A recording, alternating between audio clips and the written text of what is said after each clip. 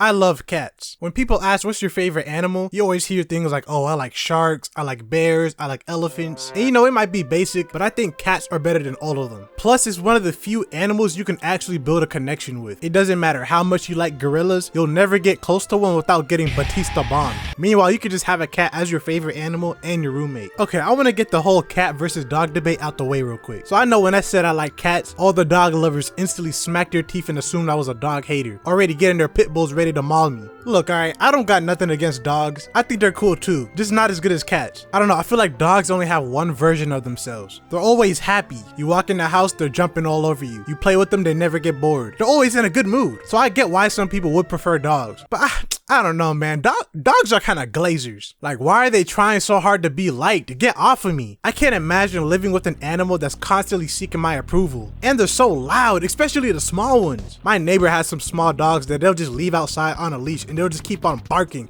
I'm actually planning on punting that dog. This is a confession. Cats, on the other hand, are more dynamic. Sometimes they're playful, sometimes they want to chill, and sometimes they want to kill you. To me, that's more fun than a dog trying to glaze me all the time. Ja, you're so tough. Oh my gosh, you're so swaggy. Rub my belly. I'll put it like this. Everybody here has heard of The Sims, right? Great video game series. Would you rather have Sims that are all happy all the time to the point where the game is boring? Or would you rather have Sims that have unique personalities and different moods? That's more fun. That's why I like cats more. And cats aren't as mean as people assume. In TV and stuff, they always make the cat like super horrible and evil, but if you treat a cat right and depending on their personality, they're nice. The earliest I can remember being a fan of cats was when I visited Gambia back when I was like 9 years old. There were some cats that hung out at my grandma's house and I would just pick them up and carry them around with me. I was treating these cats like teddy bears and surprisingly they didn't care.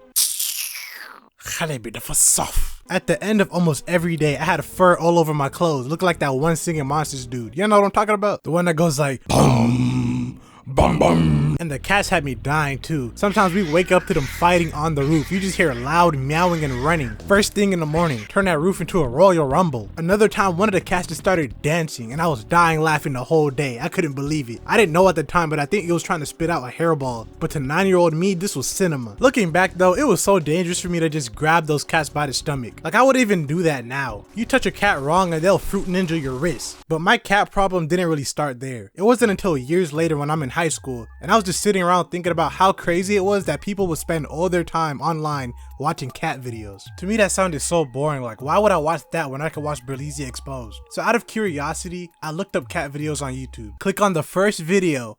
Huh? I'm addicted. I'm watching cat videos all day, every day. And you know how these apps be sharing our data amongst each other. So next thing you know, my Instagram is filled with these cat videos. Everyone else's IG is filled with people being shot in 4K. Meanwhile, mine looks like PetSmart. Before I go on about cats though, I have a message sponsored by Raycon. Mother's Day is coming up and it's a great time to find a gift that fits into your mom's everyday life. I usually get my mom lame stuff like flowers. Ugh. But I feel like she would want something she could actively use daily. Whether she's talking on the phone or running errands, Raycon's essential open earbuds are a great option for my mom and yours. Because her open ears, she can listen to music or podcasts while still hearing what's happening around her. The sound stays clear and balanced without feeling closed off from her surroundings, keeping her safe and aware. It's a thoughtful Mother's Day gift, and honestly, it's also great to pick up if you want some for yourself too. And right now, you can grab them for 15% off. Regular earbuds block out everything. There could be a car speeding towards you honking at you, but you wouldn't even hear it because you weren't wearing Raycon's essential open earbuds. These Raycons sit just outside your ear canal, so you could get a really clear sound, but you can actually hear what's happening around you too. They're really light and the ear hook part rotates, so they actually stay in. I've been wearing mine at the gym and they don't fall out or get uncomfortable like my past earbuds have. Raycon has over 3 million customers and the sound quality is just as good as the way more expensive brands. They're half the price because they're not paying for celebrity endorsements, other than me. And if all your siblings got mom the same gift, Raycon offers an easy 30-day guarantee just in case. I use my Raycons every day, whether I'm working out my huge muscles at the gym or editing my videos. I'm wearing them right now. The open ear design to hear my tunes as well as everything around me, the multi-angular hook to switch between my phone and PC without repairing them, and 36 hours of battery life makes these Raycons the perfect earbuds for me. Celebrate the moms in your life. Go to buyraycon.com/jawbreakerjuiceopen or click the link in the description to get 15% off the essential open earbuds. Thanks Raycon for sponsoring. Eventually I found out about Sphinx cats and went through that whole phase. If you don't know what a Sphinx cat is, Now if you saw this and you went, wow, that is the most disgusting, foul thing I've ever seen. You're wrong. This right here, this is perfection. Sphinx cats are so cool, bro. Like, a cat with no fur just has so much character. Imagine some raw chicken just walking around your house. That's aura. A Sphinx cat is something a villain will have as a pet. And as an evil dark vamp myself, this is the perfect cat to have while I sit in my evil underground lair doing evil stuff like watching the Fresh and Fit podcast. I was so into these furless cats that regular cats started to look weird to me. But I kind of fell out of love with Sphinx cats once I found out the only way to get them is if you buy I stopped liking them as much once I found out the only way you could get them was from buying it from a breeder. It's not like you could just find one of these outside or something. You gotta go find someone who's making them like Pokemon. So I've never actually owned a cat. Matter of fact, I've never owned a pet at all. The closest thing I had to a pet was when I was 6 and I had this toy fish tank and I tried to get a cockroach to get inside with Cinnamon Toast Crunch crumbs. So I told myself that next time I see a cat, I'd try and befriend it. So about 2 years ago, I started noticing cats running around my neighborhood every now and then, which was rare. So now is my chance to finally tame a cat. So I bought some cat treats and put them outside and just waited. I was thinking it was gonna take a few hours before one appeared, but I underestimated how well they can smell. Within 5 minutes, I noticed a cat slowly trying to sneak up to the food.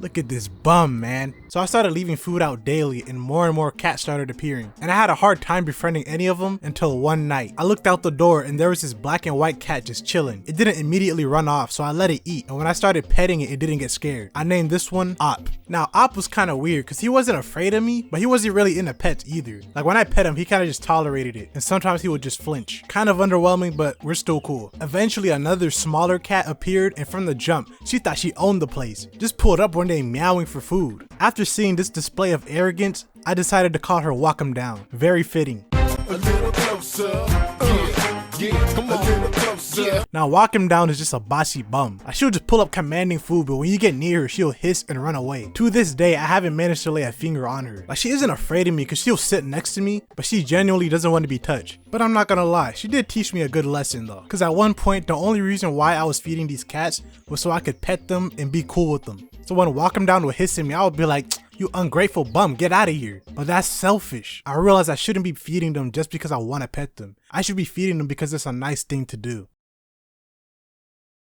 Psych! What y'all think y'all watching, Bluey? If she hisses at me again, I'm putting her in a stew. They're eating the cats. They're eating the pets. Another cat that started appearing around the same time was this white cat. When he first appeared, he was very shy and would run away from me, but I managed to gain his trust slowly. His name was White Boy. White Boy was such a sweet cat. Once he gained my trust, he would always come visit to get pets and sit on my lap. But one day he just stopped showing up, so hopefully he's still out there. I don't know. I do miss him. I did not eat him. Then there's another cat that's a complete opposite of White Boy. One day this black cat came out of nowhere and the only reason why I knew he was around was because he was always trying to start fights. And before y'all go in the comments talking about, oh, typical black, mods, ban him. I would be inside and hear growling and screaming. Look outside and it's this black cat and another cat just having a standoff. I originally named him Ink, but I renamed him to Bad because he's just bad, bro. Now Bad probably had the most confidence out of all the cats I've seen. When he first appeared, he instantly walked up to me and started rubbing on my hand. He didn't care about nothing. And he was addicted to catnip. I put some catnip on the ground one day and he would go to that exact same spot for a month trying to see if it's still there. This dude is a goofy and he's always trying to eat all the other cats' food. Like, he's fat. But now he is cool though, one of my other favorite cats. And there is one side character that I hate. I'm not even gonna say anything. I'm gonna just show you a picture. Look at this loser and tell me he don't make you angry. His name is Punk. This dude is just so ugly. Look at him. Every time I see him, he just runs away like a bum. That's why his name is Punk. When I'm not outside, he walks around like he owns the place, and the second he sees me, he runs. And before he runs away, he always looks at me with that disgusting expression. What is up with this dude? Sometimes I just want to run him over.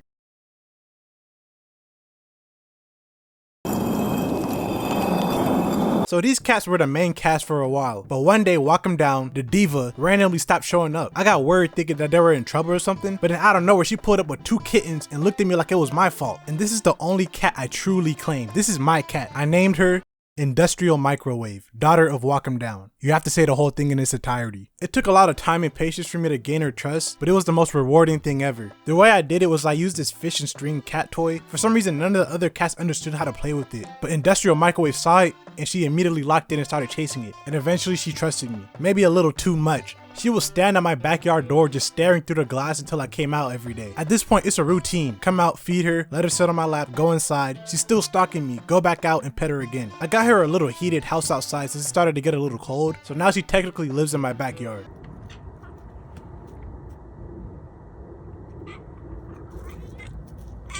So Microwave was living in my backyard until one day a bunch of male cats started showing up. I was so confused. I'm like, what's going on? Then I look at Industrial Microwave. She's acting all weird. And I put 2 and 2 together. They been throwing freak offs in my backyard. I already scheduled her to get spayed before there's a bunch of kittens running around my backyard. And here's Microwave fast self right now as I'm typing this. Anyways, that's my cat journey so far. I guess I'll keep you guys updated if you want. Sometimes I post the cats on my Instagram, so follow me there. Okay. Bye.